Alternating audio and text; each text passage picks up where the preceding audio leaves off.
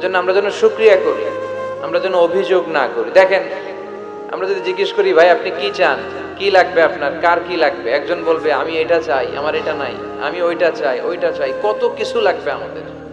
কিন্তু ঠিক এই মুহূর্তে যে লোকটা হসপিটালের বেডে শুয়ে আছে, ক্যান্সারে আক্রান্ত, ক্যান্সার যার নেই কোনো অ্যান্সার, ওরে যদি জিজ্ঞেস করেন ও বলবে আমার কিচ্ছু লাগবে না, আমি শুধু বাঁচতে চাই। ও কি চায়? আর আমরা অনেক কিছু চাই।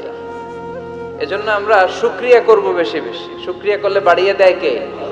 তো ওনার একবার আর্থিক সমস্যা যাচ্ছিল, দৈন্যতা যাচ্ছিল, টাকা পয়সা ছিল না, ফলে ওনার পায়ে দেওয়ার মতো জুতা ছিল না।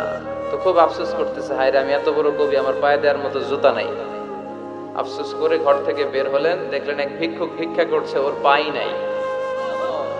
কি নাই? আর কবি সাহেবের কি নাই? ওনার জুতা নাই, এজন্য দুঃখ। বের হয়ে দেখে সাইল ভিক্ষুক, ওর পা নাই। এবার উনি সেজদায় পড়ে আল্লাহর ডেকে বলে, আল্লাহ শুকর আলহামদুলিল্লাহ, অনেক ভালো আছি। শুকর আলহামদুলিল্লাহ, বেশ ভালো আছি, অনেক সুখে আছি। এজন্য সুখ হচ্ছে আলহামদুলিল্লাহর ভিতরে। সুখ আছে কিসের ভিতরে? যে কোনো পরিস্থিতিতে আমরা থাকি না কেন, বিপদে আপদে, সকালে বিকালে, শীতকালে গ্রীষ্মকালে, আমরা কি করব?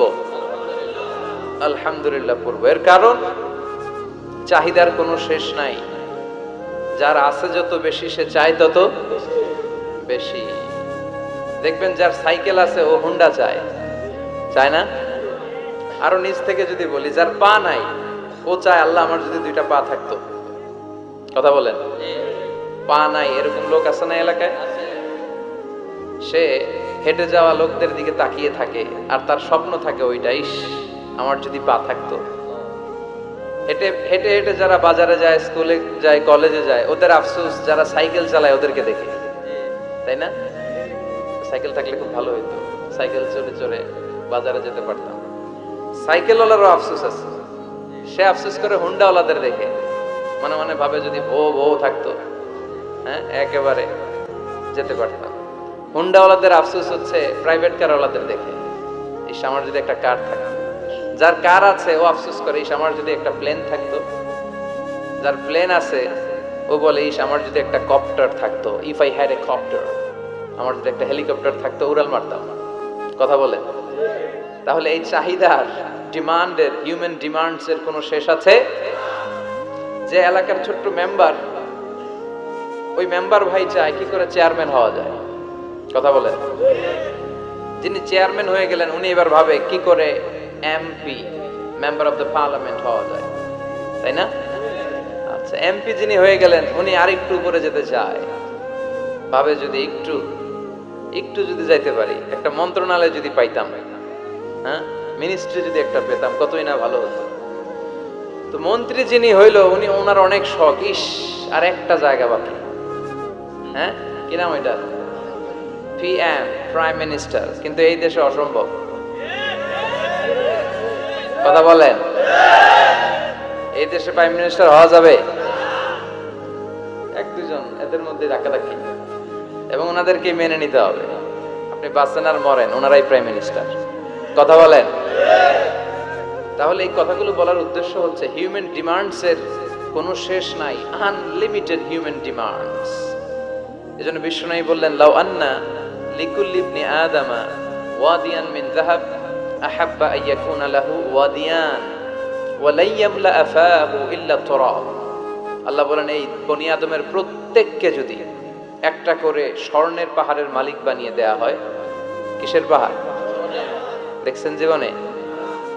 আচ্ছা, স্বর্ণের পাহাড়ের যদি মালিক বানিয়ে দেয়া হয়, আহাব্বা আইয়াকুনা লাহু ওয়াদিয়ান, একটা করে স্বর্ণের পাহাড়ের মালিক বানিয়ে দিলেও সে চাইবে কিভাবে আরো একটা স্বর্ণের পাহাড়ের মালিক হওয়া যায়। আচ্ছা, একটু বুঝে শুনে উত্তর করবেন। একটা স্বর্ণের পাহাড়ের মালিক যদি আমি হই, শুধু আমি কেন, আমার 14 পুরুষ এটারে বিক্রি করে খেলেও কি শেষ করতে পারবো? আমার আরেকটা লাগবে কেন? আরেকটা দিয়ে আমি কি করব? স্বভাব। বিষ্ণু বললেন, সবশেষে হাদিসের শেষাংশে বললেন, ওয়ালা ইয়ামলা আফাহু ইল্লা তুরাব, কবরের মাটি ছাড়া কোনো কিছুই মানুষের এই জিহ্বাটারে থামাতে পারবে না। চিৎকার করে বলেন ঠিক কিনা? এজন্য যার আছে বেশি ও চায় বেশি, এই ডিমান্ডটারে একটু কমাতে হবে। আল্লাহর কাছে শুকরিয়া করতে হবে। কম কম না বেশি বেশি? বেশি বেশি করলে লাভ না লস? আর আল্লাহর প্রশংসা করে করে কোনোদিন শেষ করা যাবে? এজন্য কখনোই যেন অভিযোগ না করি আল্লাহর কাছে, কমপ্লেইন যেন না করি। Instead of complaining we should praise more and more. বেশি বেশি প্রশংসা করতে হবে, অভিযোগ করা যাবে না। অনেকের অনেক দুঃখ, অভিযোগ, যে আল্লাহ আমার এটা দিল না, ওইটা দিল না, আমার পাশে সে বড় হয়ে গেল, ও চাকরি পেয়ে গেল, ও ব্যবসায় উন্নতি করলো, ও ভিসা পাইলো, আমি পাইলাম না। আফসোস, ও আফসোস করতে করতে মরবে, ঠিক কি না? আর প্রশংসা যে করবে তাকে নেয়ামতের বাড়ি ধারা আরো বাড়িয়ে দিবে কে? এজন্য আফসোস করব না, প্রশংসা করব? অভিযোগ করব না, শুকরিয়া করব? আল্লাহ অনেক দিয়েছে, ঠিক কি না?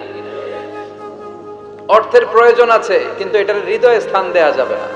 এটা হাতে আসবে আবার চলে যাবে, ঠিক কি না? হৃদয়ে স্থান থাকবে কার? যাদের হৃদয়ে আছে আল্লাহর ভয়, তারা কবু পথ ভুলে যায় না। আল্লাহর প্রেম ছাড়া এই দুনিয়ায় কারো কাছে কোনো কিছু চায় না, ঠিক কি না? মুমিনের হৃদয়ে দরদ, ভালোবাসা থাকবে একজনের জন্য। চিল্লায় বলেন তো তিনি কে? এজন্য আমরা যেন শুকরিয়া করি, আমরা যেন অভিযোগ না করি। দেখেন, আমরা যদি জিজ্ঞেস করি ভাই আপনি কি চান, কি লাগবে আপনার, কার কি লাগবে, একজন বলবে আমি এটা চাই, আমার এটা নাই, আমি ওইটা চাই, ওইটা চাই, কত কিছু লাগবে আমাদের। কিন্তু ঠিক এই মুহূর্তে যে লোকটা হসপিটালের বেডে শুয়ে আছে, ক্যান্সারে আক্রান্ত, ক্যান্সার যার নেই কোনো অ্যান্সার, ওরে যদি জিজ্ঞেস করেন ও বলবে আমার কিচ্ছু লাগবে না, আমি শুধু বাঁচতে চাই। ও কি চায়? আর আমরা অনেক কিছু চাই। এজন্য আমরা শুকরিয়া করব বেশি বেশি। শুকরিয়া করলে বাড়িয়ে দেয় কে? বিশ্বনবী দোয়া করতেন, আল্লাহুম্মা জাআলনি সাবুরা ওয়া জাআলনি শাকুরা ওয়া জাআলনি ফি আইনি সাগীরা ওয়া ফি আ'য়ুনিন নাসি কাবীরা। আল্লাহ আপনি আমারে ধৈর্যশীল বানান, আপনি আমারে শুকরগুজার বান্দা বানান। আল্লাহ আমার চোখে আপনি আমারে ছোট বানান, গোটা বিশ্বের মানুষের চোখে আপনি আমারে বড় বানান। সবাই পড়ি আমিন। এজন্য সবসময় প্রশংসা করব কার? কম কম না বেশি বেশি? সবসময় শুকরিয়া করতে রাজি আছি তো? আল্লাহ সব সময় যেন আমরা তোমার শুকরিয়া করতে পারি, তুমি তৌফিক দাও।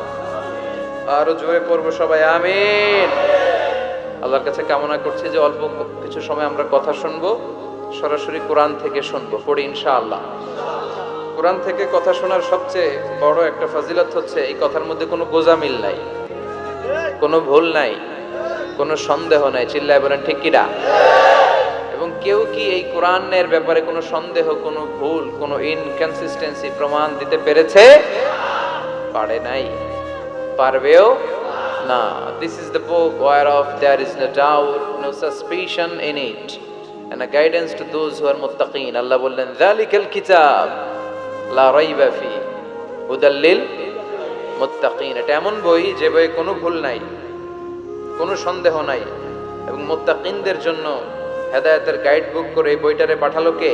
আল্লাহ। এজন্য এই বইটা আমরা বুক সেলফের একেবারে উপরের তাকে রাখবো, যাতে ধুলা বালি আর মাকড়সার বাসা এটা ময়লা হয়ে থাকে। হ্যাঁ, কোথায় রাখবেন? একেবারে হাতের কাছে রাখবো, হাতের কাছে রাখবো। পৃথিবীর সবচাইতে নন্দিত এই কিতাবটা আজকে সবচাইতে বেশি নিগৃহীত, উপেক্ষিত।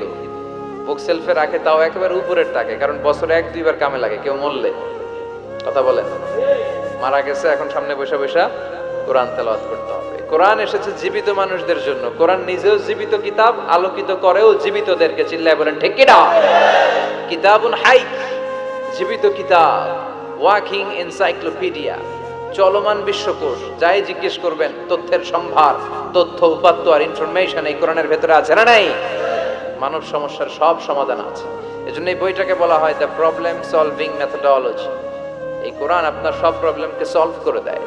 It's not a problem creating methodology. এটা জীবনের কোথাও সমস্যা বাধায় না। কোরআন কোথাও সমস্যা লাগায়?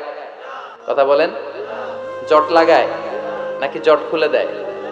আলহামদুলিল্লাহ পড়েন। এজন্য কোরআনের সাথে যেন আমরা সম্পর্ক বাড়াই। We should increase the attachment with the holy book কোরআন।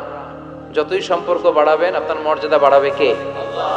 সম্মানিত ভাইরা, খেয়াল করে বুঝবেন, সাইয়েদনা জিবরিল আলাইহিস সালাম এই কোরআন নিয়ে পৃথিবীতে এসেছিল, তাই তিনি হয়েছেন শ্রেষ্ঠতম ফেরেশতা। রমাদান আল মুবারকে আল্লাহ তাআলা এই কোরআনকে নাজিল করেছে, তাই রমাদান হয়েছে শ্রেষ্ঠতম মাস। বিশ্বনবীর উপর আল্লাহ তাআলা এই কোরআন নাজিল করেছেন, তাই তিনি হয়েছেন বিশ্বনবী। আমরাও যদি এই কোরআনের সাথে সম্পর্ক লাগাই, আমাদের মর্যাদাও এরকম আকাশচুম্বী করে দিবে কে? এজন্য কোরআনের সাথে অ্যাটাচমেন্ট বাড়ানোর দরকার আছে না নাই? প্রতিদিন যেন আমরা কোরআন তেলাওয়াত করি, প্রতিদিন যেন কোরআনের বঙ্গানুবাদ পড়ি। যা বলার সব বলা হয়েছে, নতুন করে আল্লাহ কিছু বলবে না। এজন্য কোরআন থেকে নূর নিয়ে যেন আমরা নিজেদেরকে আলোকিত করি। কোরআনের একটা নাম হচ্ছে নূর, একটা নাম কি? লিতুখরিজান নাসা মিনাজ যুলুমাতি ইলান নূর। এই কোরআনকে আমি পাঠিয়েছি অন্ধকারাচ্ছন্ন মানুষগুলোকে আলোর পথে নিয়ে যাবার জন্য। কোরআন মানুষকে আলোকিত করে, কোরআন মানুষকে জাহালাত বা অন্ধকার শিক্ষা দেয় না। এজন্য আসুন কোরআনের সাথে সম্পর্ক বাড়াই এবং নিজেদেরকে আলোকিত করি। আর এই কোরআনের যেখান দিয়ে আমরা কথা শুনি না কেন, বরকত আছে না নাই? লা তুহসা আজাইবুহু ওয়ালা তাবলা গরাইবুহু ফিহি মাসাবিহুল হুদা ওয়া মানারুল হিকমা। কোরআনের আশ্চর্যান্বিতার কোনো শেষ নাই, কোনো শেষ নাই। যতই পড়বেন ততই আশ্চর্য হবেন। সুবহানাল্লাহ পড়বেন না? ওয়ালা তাবলা গরাইবুহু, এটা কখনো পুরাতন হবে না, জীর্ণ শীর্ণ হবে না। সূরা ফাতিহা যারা আমরা পড়েছি লক্ষ লক্ষ বার, যাদের বয়স 50 কিংবা 60, কত লক্ষ বার সূরা ফাতিহা পড়েছি, কোনো হিসাব আছে? তারপরেও কোনোদিন কি মনে হয়েছে যে সূরা ফাতিহাটা পুরান পুরান লাগে? 60 বছর ধরে সূরা ফাতিহা দিয়ে শুরু করছি নামাজ, কালকে থেকে কুল হুয়াল্লাহ দিয়ে শুরু করব, এরকম কেউ বলে? কোরআন পুরান লাগে? চির নতুন, এভারগ্রিন, সবুজ, চির সবুজ, চির নতুন। এটা কখনো পুরাতন হয় না। ফিহি মাসাবিহুল হুদা, কোরআনে আছে হেদায়েতের মশাল, ওয়া মানারুল হিকমা, আর কোরআন হচ্ছে বিজ্ঞানের সুউচ্চ মিনার। কোরআনের ভিতরে বিজ্ঞানের তথ্য উপাত্ত আছে না নাই? আপনি কোরআনে বর্ণিত cosmic symbols, natural phenomena, scientific indications গুলো যদি পড়েন, আপনি অবাক হবেন, কপাল ঘষে ঘষে আল্লাহর সিজদা দিবেন, ঠিক কি না? এজন্য আসুন কোরআনের সাথে সম্পর্ক বাড়াই, প্রতিদিন কোরআন পড়ব, ধীরস্থির ভাবে পড়ব। ওয়ারাত্তিলিল কুরআনা তারতিলা। আনাস রাদিয়াল্লাহু তাআলা আনহুকে জিজ্ঞেস করা হলো, আনাস, আল্লাহ রাসূলের কাইফা কানা কিরাআতু রাসূলিল্লাহ, আল্লাহ রাসূলের কিরাত কেমন ছিল? তিনি বললেন, কানাত মাদ্দান, আল্লাহ রাসূল সাল্লাল্লাহু আলাইহি ওয়াসাল্লাম টেনে টেনে তেলাওয়াত করতেন, টেনে টেনে তেলাওয়াত করতেন। এই যে একটু আগে তেলাওয়াত হচ্ছিল সূরাতুল মুলকের, কত সুন্দর টেনে টেনে সে পড়েছে। এইভাবে বিষ্ণু সাল্লাল্লাহু আলাইহি ওয়াসাল্লাম টেনে টেনে পড়তেন।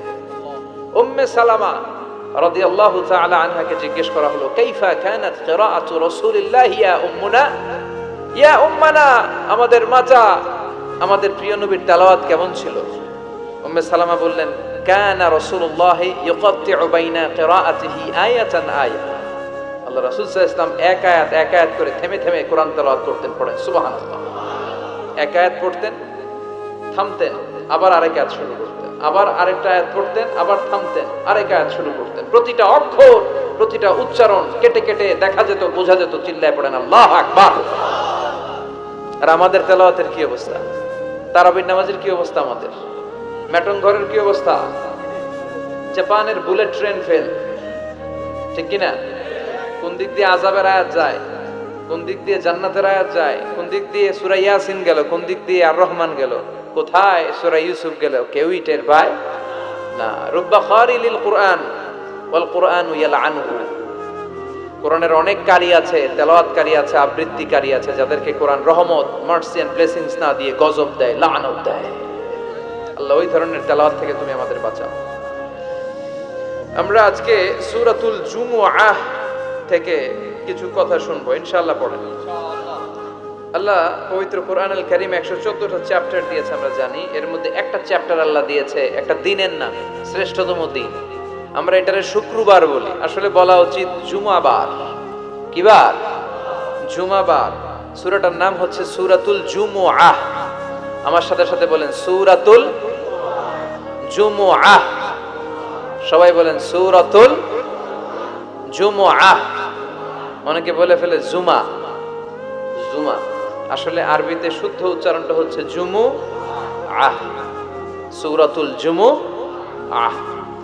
এই সূরাতে দুইটা রুকু আছে, আমরা দ্বিতীয় রুকু থেকে কথা শুনবো। এই সূরাটা মাদানী সূরা। কি সূরা? সবাই বলেননি? এই সূরাটা কি সূরা? এই সূরাটি হচ্ছে আল কোরআন আল কারীমের ধারাক্রম অনুসারে ৬২ নাম্বার সূরা। কত নাম্বার? ৬২। এই সূরার আয়াত সংখ্যা ১১। আয়াত সংখ্যা ১১। আচ্ছা, এবার আমি প্রশ্ন করি, আপনারা উত্তর দেন। বলেন তো, কোরআনের সূরার যে ধারাক্রম এই অনুসারে এই সূরাটা কত নাম্বার সূরা? মাশাআল্লাহ। এই সূরার আয়াত সংখ্যা ১১। এই সূরাটি মাক্কি সূরা। হ্যাঁ, মনে থাকবে? এই সূরার দ্বিতীয় রুকুর আলোকে আমরা একটু করে জানবার চেষ্টা করব, what is the significance of জুমআ ডে। জুমার দিনের তাৎপর্য কি, মহিমা কি, ইম্পর্টেন্স কি, গুরুত্ব কি, এবং আমাদের করণীয় ও বর্জনীয় কি, ইনশাআল্লাহ পড়েন। তার আগে আমরা status of the day of জুমআ, জুমার দিনের মর্যাদা সম্পর্কে কিছু কথা শুনবো, ইনশাআল্লাহ পড়েন। এই জুমার দিনকে বিষ্ণু ঈসা ইসলাম ঈদের দিন বলেছেন। কিসের দিন? ঈদের দিন। বিষ্ণু ঈসা ইসলাম তাবারানির বর্ণনায় বললেন, হাযা ইয়াউমুন জাআলাহুল্লাহু লাকুম ঈদান। এই জুমার দিনটা এমন দিন যে দিনটাকে আল্লাহ তাআলা তোমাদের জন্য ঈদের দিন বলে অ্যানাউন্স করেছে। এটা ঈদের দিন, এটা খুশির দিন, এটা আনন্দের দিন। এজন্য জুমার দিনে আমরা একটু আনন্দ খুশি করি না? আনন্দ খুশি করি, এটা করা সুন্নাহ, কারণ এটা ঈদের দিন। আল্লাহ তাআলা এটা এই দিনটাকে আমাদের জন্য ঈদের দিন হিসেবে ঘোষণা করেছেন। সুন্নাতুল্লাহি ফিত তাফদীল। এই পৃথিবীতে আল্লাহর একটা সুন্নাত হচ্ছে আল্লাহ এক এক জিনিসের উপর এক এক জিনিসকে প্রাধান্য দেন। ফাদ্দালা জামানান আলা জামান, কামা ফাদ্দালা মাকানান আলা মাকান ওয়া ইনসানান আলা ইনসান। বিশ্বনবী ব্যক্তির উপর ব্যক্তিকে প্রাধান্য দেন। বিশ্বনবীর যে স্ট্যাটাস, গোটা বিশ্বের কারো এই স্ট্যাটাস আছে? সুবহানাল্লাহ কইবেন না? As a father, as a teacher, as a lawgiver, as a lawmaker, as a philosopher, as a commander, as a messenger, Muhammad is the superman of the world. স্বামী হিসেবে, নেতা হিসেবে, নবী হিসেবে, দার্শনিক হিসেবে, আইন প্রণেতা হিসেবে মুহাম্মদ সাল্লাল্লাহু আলাইহি ওয়াসাল্লাম হচ্ছেন গোটা বিশ্বের একজন সুপারম্যান। সুবহানাল্লাহ পড়েন। এই সুপারম্যানের সাথে পৃথিবীর কারো কোনো তুলনা হতে পারে? বিশ্বনবীর সাথে কারো কোনো কম্প্যারিজন হতে পারে? He is out of any kind of comparison. অসাধারণ ব্যক্তিত্ব। তিনি মানুষ কিন্তু অসাধারণ মানুষ। তিনি মানব কিন্তু তিনি মহামানব। চিল্লায় বলেন ঠিক কিনা? তাহলে ফাদ্দালা ইনসান আলা ইনসান। বিশ্বনবীকে আল্লাহ তাআলা সব নবীদের উপরও প্রাধান্য দিয়েছেন। তিনি শুধু আমাদেরই নবী নন, তিনি নবীদেরও নবী। তার মানে ব্যক্তি ব্যক্তিতে পার্থক্য আছে না নাই? তারপরে রব্বুল আলামিন এই জমিনের বুকে এলাকার উপর এলাকাকে প্রাধান্য দিয়েছেন। গোটা বিশ্বের মধ্যে সব চাইতে দামি শহরের নাম হলো মক্কা শহর। ঠিক কিনা? মক্কা শহরের সমতুল্য মর্যাদা পৃথিবীর আর অন্য কোনো শহরের আছে? আবার রব্বুল আলামিন সময়ের উপর সময়কে প্রাধান্য দিয়েছেন। সারা বছরের ৩৬৫ দিনের মধ্যে সব চাইতে শ্রেষ্ঠ দিনের নাম হলো আরাফার দিন। সুবহানাল্লাহ। আরাফার দিনের যে মর্যাদা, বছরের অন্য কোনো দিনের কি ওই মর্যাদা আছে? হজের দিন, এই দিনে আল্লাহ তাআলা এত বিশাল সংখ্যক মুসলমানকে ক্ষমা আর মাফ করে দেওয়ার ঘোষণা দেন। বছরের অন্য কোনো দিন এরকম ক্ষমার ঘোষণা দেন না। চিল্লায় কোন সুবহানাল্লাহ। তাহলে ৩৬৫ দিনের শ্রেষ্ঠ দিনের নাম? কথা বলেন, আরো জোরে বলেন। শয়তান ওই দিন নিজেকে অত্যন্ত বেশি লাঞ্ছিত এবং অপমানিত ফিল করে। বদরের যুদ্ধে শয়তান নিজেকে সবচেয়ে বেশি অপমানিত বোধ করেছে। যখন আকাশ থেকে ফেরেশতাদের ঢল নামতে শুরু করলো, শয়তান নিজেকে অত্যন্ত অপদস্থ ফিল করেছে। আবার আরাফার দিনে আল্লাহ তাআলা যখন আল্লাহর প্রিয় বান্দাদেরকে ক্ষমার ঘোষণা দেন, শয়তান অপমান বোধ করে। আবার তাশাহুদে বসে এই যে আঙ্গুলটা আমরা নাড়াই কিংবা উঠায় রাখি, এই তাশাহুদের এই ইঙ্গিতটা আসাদ্দু আলা শাইতান মিনাল হাদিদ। হ্যামার দিয়ে, হাতুড়ি দিয়ে শয়তানের মাথায় পিটালে ও যত ব্যথা পায়, তাশাহুদে আঙ্গুল উঠালে, শাহাদাতের সাক্ষী দিলে শয়তান তার চেয়ে বেশি ব্যথা পায়। চিল্লায় পড়েন আল্লাহু আকবার। কারণ এটা হচ্ছে শয়তানের বিপক্ষে এক আল্লাহর পক্ষে আমাদের জানান দেয়া ঘোষণা। এটা তাওহীদের সাইন। চিল্লায় বলেন কিসের সাইন? তাওহীদেরই মুর্শিদ আমার মুহাম্মাদের নাম বলো, মুহাম্মাদের নাম। আল্লাহর নাম জপলে বুঝতে পারি আল্লাহরই কালাম বলো, মুহাম্মাদের নাম। ওই নামেরই রশি ধরে যাই আল্লাহর পথে, ওই নামেরই ভেলায় চড়ে ভাসি নূরের স্রোতে। ওই নামের বাতি জেলে দেখি আরশের মুকাম বলো মুহাম্মাদের নাম। পড়েন আল্লাহু আকবার। তাহলে শয়তানের বিপক্ষে এক আল্লাহর পক্ষে এটা হচ্ছে শাহাদাতের চিহ্ন। সুবহানাল্লাহ পড়েন। শয়তান সবচেয়ে বেশি অপমানিত বোধ করে এই তাশাহুদের সময় আঙ্গুল উঠালে, আবার আরাফাতের দিন। তাহলে বোঝা গেল 365 দিনের মধ্যে শ্রেষ্ঠ দিন কোন দিন? সবাই বলতে হবে।